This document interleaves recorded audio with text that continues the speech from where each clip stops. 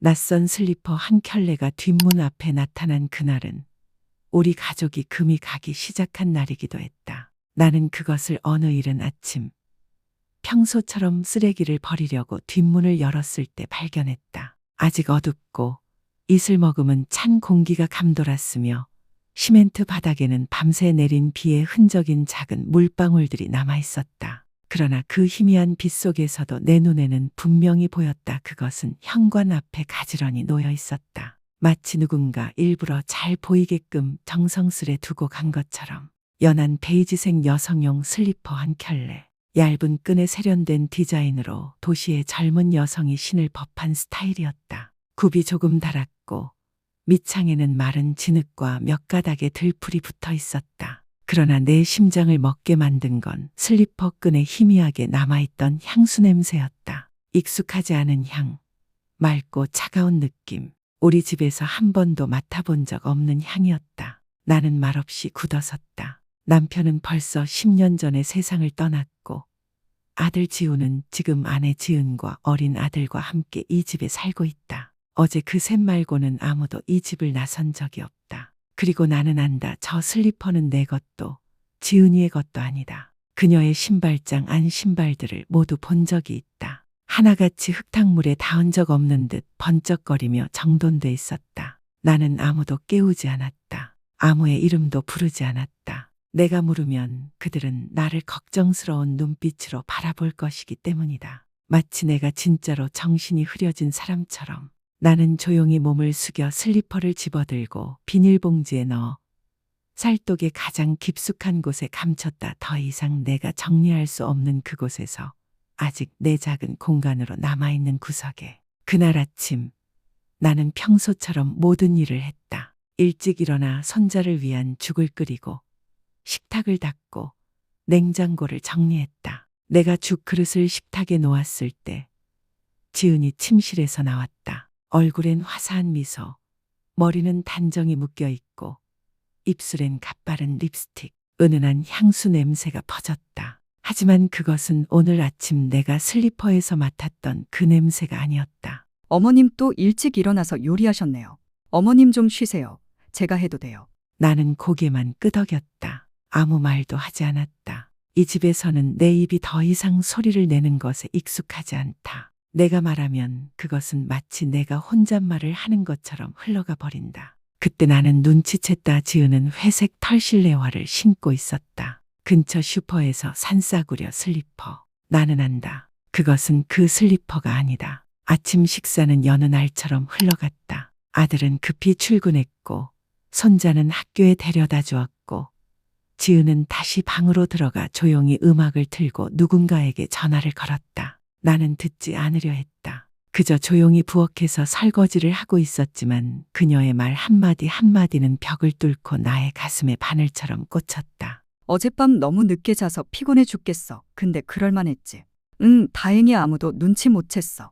가벼운 말투, 웃음 섞인 목소리, 아무런 경계도 없는 말. 나는 손을 멈추고 그릇을 닦아 말린 뒤 조용히 방으로 돌아갔다. 그날 오후 나는 그 슬리퍼를 버릴 생각이었다. 하지만 쌀독을 열고 비닐봉지 속에 얌전히 놓여있는 그것을 보는 순간 걸음을 멈췄다. 무언가가 나를 멈추게 했다. 그 슬리퍼 때문이 아니라 내 집에서 벌어지고 있는 이야기에서 밀려난 듯한 이 감정 때문이었다. 낯설면서도 어딘가 익숙한 이 감정. 나는 그것을 더 단단히 싸서 찬장 깊숙이 밀어넣었다. 마음속으로 생각했다.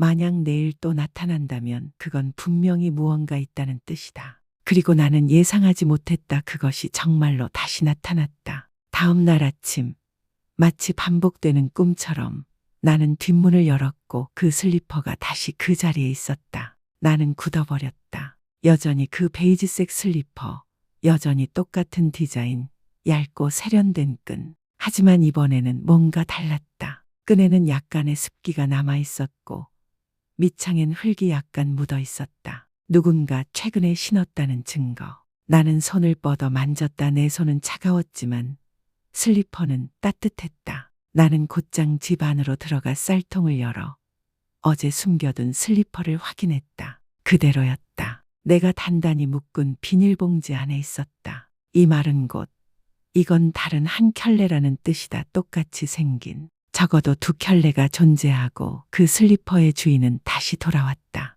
더 이상 두렵지 않았다. 그 순간 나를 삼킨 감정은 모욕감이었다. 말로 할 수 없는 상처, 무시당하고 외면당하고 존재하지 않는 사람처럼 취급받는 기분. 누군가 매일 밤 내 집을 드나들고 있다. 정문을 통하지 않고 떳떳한 길을 통하지 않고 도둑처럼 숨어 들어오면서도 마치 나를 도발하듯 흔적을 남긴다. 용기 있으면 말해봐. 나는 주변 모든 것을 다른 눈으로 보기 시작했다. 부엌 커튼엔 새로운 주름이 생긴 듯했고 뒷마당 쓰레기통엔 립스틱 자국이 묻은 휴지가 있었다. 뒷마당 타일엔 구두 굽 자국이 살짝 파여 있었고 나는 새로 발견된 슬리퍼를 올려봤다. 정확히 일치했다. 그날 하루 종일 나는 지은을 조용히 관찰했다. 여전히 웃고 요리도 깔끔하게 했다. 하지만 시계를 자주 보는 모습, 가끔 머리를 정리하거나 립스틱을 덧바르는 모습.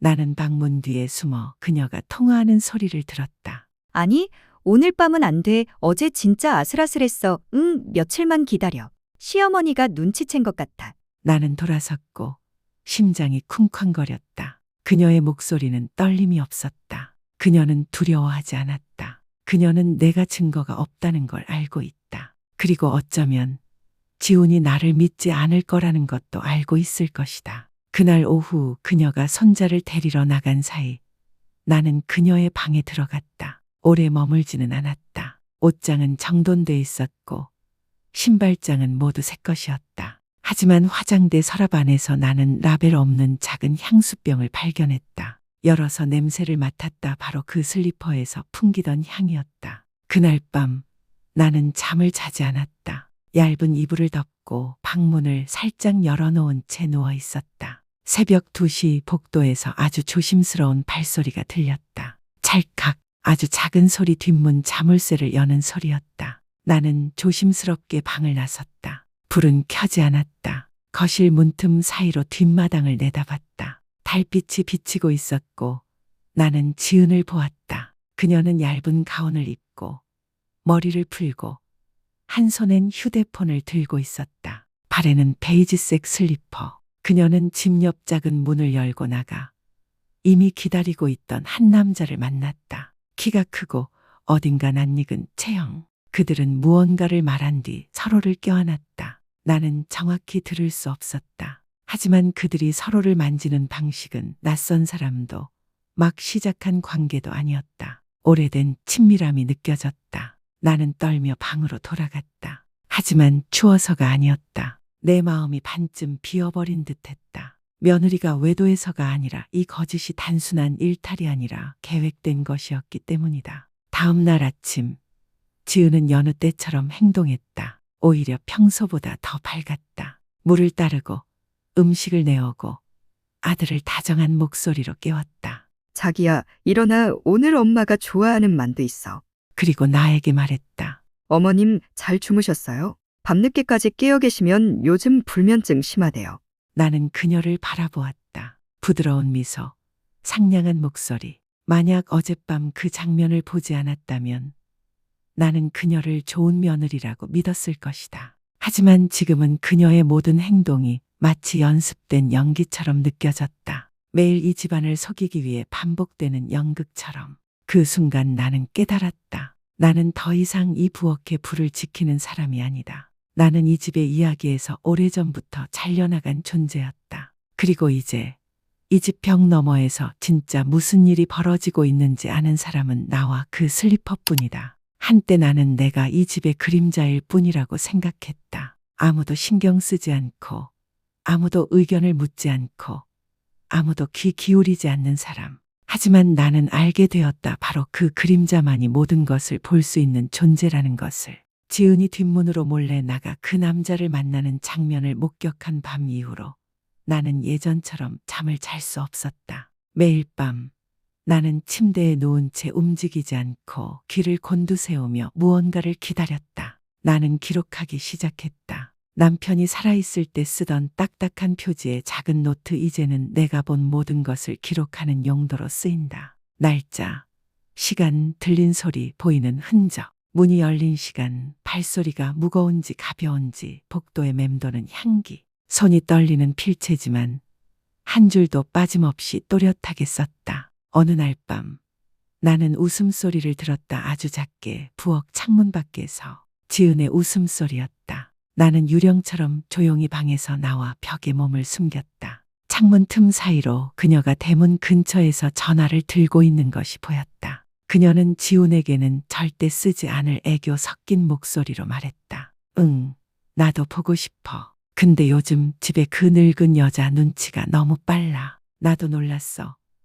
아직 그렇게 정신이 말짱한 줄은. 나는 방으로 돌아왔다. 울지 않았다. 화도 나지 않았다. 그저 춥다고 느꼈다. 속 깊은 곳에서부터 스멀스멀 차가워지는 느낌. 나는 현관 밖 CCTV를 확인하려 했다. 그런데 선이 뽑혀 있었다. 언제부터인지 모른다. 분명 아이 장난은 아니다. 어른의 소행이고 그것을 정확히 다룰 줄 아는 사람의 짓이었다. 그제서야 나는 알게 되었다. 이건 단순한 불륜이 아니다. 이것은 계획된 일이다. 지은의 은밀한 움직임은 들킬까 두려워서가 아니라 시간이 필요하기 때문이다. 그녀는 내가 더 흐릿해지고 더 약해지기를 기다리고 있다. 그래야 행동하기 쉬우니까. 그리고 그 남자 단순한 애인이 아닐 수도 있다. 그들은 뭔가 더 큰 것을 노리고 있다. 이 집일 수도 있고 지훈 명의의 재산일 수도 있다. 아니면 나를 요양원으로 보내는 일일 수도 있다. 나는 그녀가 통화 중 흘린 몇 마디에서 그런 말을 얼핏 들은 적이 있다. 나는 안다. 계속 침묵하면 나는 점점 이 집에서 사라질 것이다. 그 누구도 모르게 아주 자연스럽게. 하지만 아직은 그렇게 쉽게 당해줄 생각 없다. 그날 밤 나는 오랜만에 가족들과 함께 저녁 식사를 하기로 했다. 몇 달 만의 일이었다. 지우는 놀랐지만 반가운 얼굴이었다. 엄마 진짜 오랜만에 같이 드시네요? 지우는 고개를 들고 잠시 멈췄다가 빠르게 미소를 지었다. 네, 오늘 어머님도 같이 드세요. 제가 미역국 끓였어요. 어머님 좋아하시잖아요. 나는 아무 말 없이 자리에 앉았다. 식사 내내 나는 그녀를 보지 않았다. 대신 손자를 바라보았다. 나에게 반찬을 집어주며 내가 칭찬해주면 활짝 웃는 아이. 그 아이의 눈 속에서는 나는 아직 이 집에 자리가 있는 존재였다. 식사 후 나는 자리에서 일어나 방으로 가서 작은 나무 상자를 꺼냈다. 예전에는 내 보석함이었지만 이제는 나에게 더 소중한 것을 보관하는 상자다. 진실. 나는 그 상자를 거실 탁자 위에 올려두었다. 지훈이 나를 바라보며 당황한 얼굴로 말했다. 엄마, 이거 뭐예요? 누구 주시려는 거예요? 나는 대답하지 않았다. 상자의 뚜껑을 열었다. 그 안에는 똑같이 생긴 슬리퍼 두 켤레가 있었다. 하나는 아직도 진흙이 묻어 있고 다른 하나는 내가 깨끗이 씻어 비닐에 싸둔 것이다. 그 아래에는 내 노트가 있었다. 지난 2주간의 모든 기록이 빼곡히 적혀 있었다. 지은의 얼굴이 하얗게 질렸다. 나는 그녀의 눈이 커지고 입술이 꽉 닫히는 걸 똑똑히 봤다. 그러나 그녀는 금세 침착을 되찾고 차분하게 웃으며 말했다. 어머님, 이 슬리퍼들 왜 가지고 계세요? 누구 것도 아닌데 뭘 그렇게 많이 쓰셨어요? 나는 그 질문에 대답하지 않았다. 대신 그녀를 똑바로 바라보며 말했다. 이 슬리퍼를 이 집에 가져온 사람에게 물어봐. 지훈이 지은을 바라보며 말했다. 무슨 말이야? 너 무슨 일 있는 거야? 그녀는 고개를 저었다. 하지만 입술은 떨리고 있었다. 나는 안다. 아직 결정적인 증거는 없다. 하지만 오늘 나는 그들이 쌓아올린 가짜 벽에 처음으로 도끼를 내리쳤다. 그날 밤 나는 더 이상 무언가를 들으려 하지 않았다. 나는 그저 내 방에 앉아 있었다. 지은의 방불은 밤새 꺼지지 않았다. 그녀는 방에서 나오지 않았고 뒷문으로도 가지 않았다. 그녀는 이제 내가 망령난 시어머니가 아니라는 걸 알게 된 것이다. 나는 미소를 지었다. 이긴 것 같아서가 아니다. 수년 만에 처음으로 이 집안에서 내가 다시 존재감을 느꼈기 때문이다. 비록 그 존재감이 누군가의 잠을 빼앗는 침묵일지라도. 슬리퍼 두 켤레와 노트를 식탁 위에 올려둔 그 밤 이후 집안의 공기는 달라졌다. 아무도 더 이상 내가 무엇을 하는지 묻지 않았고 지은은 더 이상 나를 무시하듯 지나치지 않았다. 모두가 서로의 반응을 기다리고 있는 듯했다. 지은은 더 이상 뒷문으로 나가지 않았다. 하지만 나는 안다. 그건 반성이 아니라 누군가가 보고 있다는 걸 알기 때문이다. 그 며칠 동안 나는 일부러 더 평범하게 살았다. 여느 때처럼 죽을 끓이고 옷을 개고 지훈과 지은의 결혼사진 액자를 닦았다. 이제 그 사진을 보면 순백의 드레스 아래 감춰진 조용한 거짓말만이 보였다. 나는 손자와 더 많은 시간을 보냈다. 그 아이를 안을 때마다 나는 다짐했다. 이 아이가 거짓이 당연한 것이 되는 집에서 자라게 두지 않겠다고. 사흘 뒤 지훈이 먼저 나를 찾아왔다. 그는 방문을 두드렸고 손에는 차키가 들려 있었다. 출근길인 듯했다. 엄마, 그 노트에 적힌 거 다 진짜예요? 나는 그를 바라보았다. 내가 평생 키운 아들, 오래도록 사랑해온 얼굴, 이제는 아내에게 속고 어머니에게도 경계를 두는 얼굴이 되어버린 그 아이. 나는 곧바로 대답하지 않았다. 대신 아주 조용히 되물었다. 내가 재미로 그런 이야기 지어내서 하나하나 써놨다고 생각하니 그는 한참을 말없이 있었다. 목젖이 꿈틀거리며 무언가 삼키려는 듯했다. 근데 지은이 말하길 어머님이 오해하신 거라던데요. 그냥 낯선 사람이 집에 들어온 걸 수도 있고 지은이랑은 아무 상관없다고.